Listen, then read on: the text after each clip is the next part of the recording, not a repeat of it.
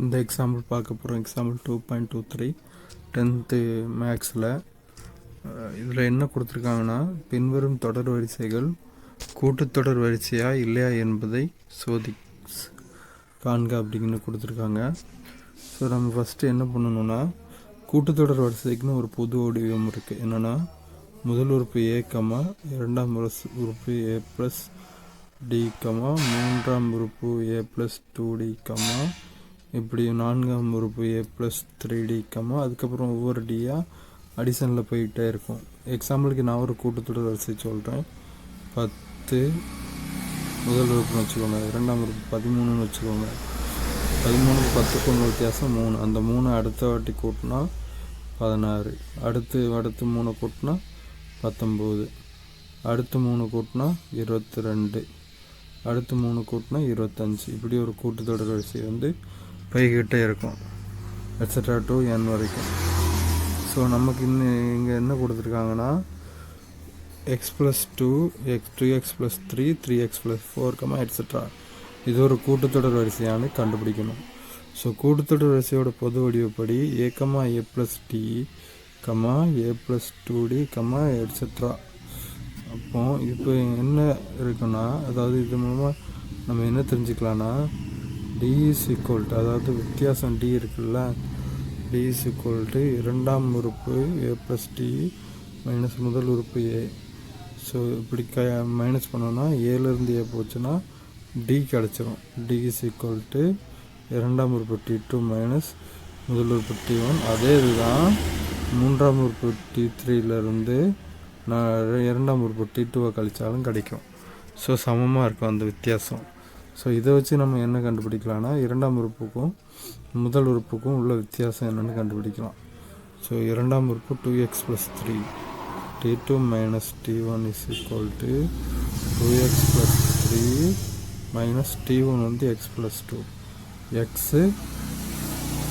இப்போ ப்ராக்கெட்குள்ளே இருக்குது. அடுத்த ஸ்டெப்பில் ப்ராக்கெட் எடுத்துட்டோன்னா இந்த மைனஸ் எக்ஸ் ஆயிரும், மைனஸ் இன்ட்டு ப்ளஸ் மைனஸ் ஆயிரும், -x -2. ஸோ நமக்கு எப்படி கிடைக்கும்னா, t2 மைனஸ் t1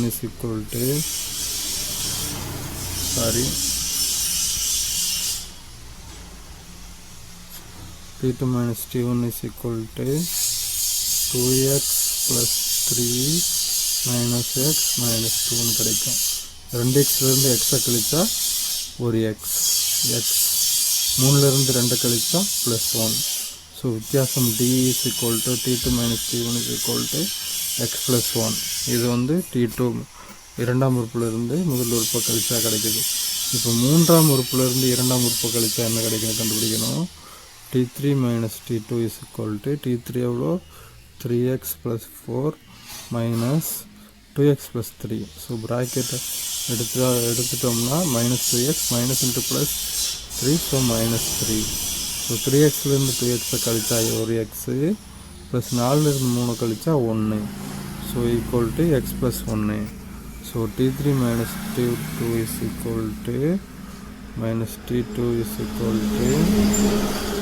x+1 which is t2 மைனஸ் t1 d. அப்போ இந்த கொடுத்துருக்க கொஸ்டின் ஒரு கூட்டுத்தொடரில் அமைஞ்சிருக்குன்னு அர்த்தம்.